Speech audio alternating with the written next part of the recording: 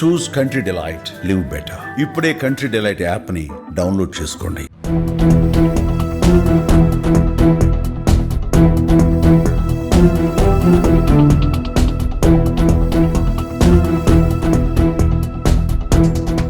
దానికి sufficient precautions అయితే కనపట్లేదండి. ఇప్పుడు అంతా లోపల ఏదైతే ఈ స్టీల్ లోపల ఉన్నదంతా కూడా హైలీ కంబస్టిబుల్ మెటీరియల్.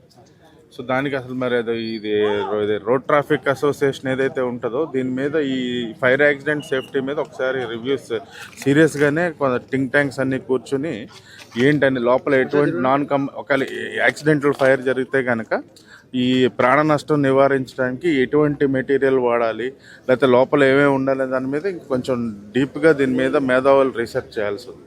ఇది మనకి 2014లో కూడా జస్ట్ మన కర్నూలు బార్డర్ జస్ట్ దాటిన వెంటనే కూడా ఒక యాక్సిడెంట్ అయింది, 39 మంది చనిపోయారు.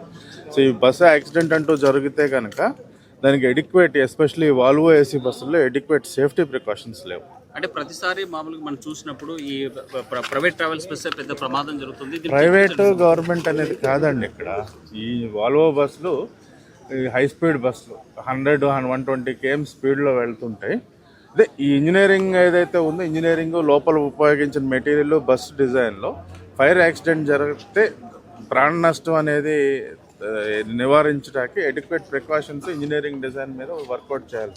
టెక్నికల్ ఏముంటుందండి ఇక్కడ చూడండి, ఇక్కడ పాయింట్ ఆఫ్ ఇంపాక్ట్ ఇక్కడ బైక్ ఫ్యూల్ ట్యాంక్ నుంచి ఇప్పుడు బస్సులో ఎటువంటి వేరే ఫ్యూల్ కానీ లేకపోతే అటువంటిది లేదు. బస్సు డీజిల్ ఇంటాక్ట్ ఉంది, ఇంజిన్ ఇంటాక్ట్ ఉంది.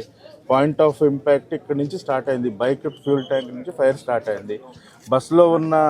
బస్సు తయారీలో ఉపయోగించిన సామాగ్రి విపరీతమైన కంబస్టిబుల్ మెటీరియల్ అవడం వల్ల విత్ ఇన్ మినిట్స్ అంటుకుంది. జనం గాఢ నిద్రలో ఉంటాం, వాళ్ళు తేరుకునే సమయం దొరకలేదు.